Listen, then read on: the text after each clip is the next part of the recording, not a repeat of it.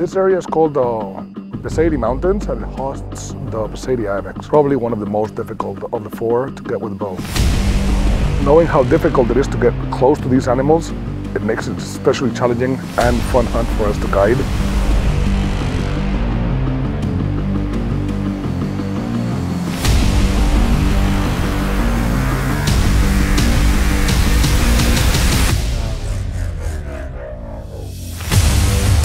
I've traveled throughout most of the world. Few countries like this can offer such a beautiful landscape all over the country, different from north to south, east to west.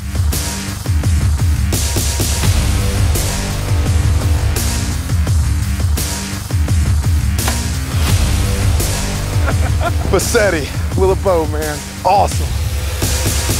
If you want to go on a Spanish ibex hunt of a lifetime, you gotta go with Fran Cortina. To book your Spain adventure, contact Fran Cortina.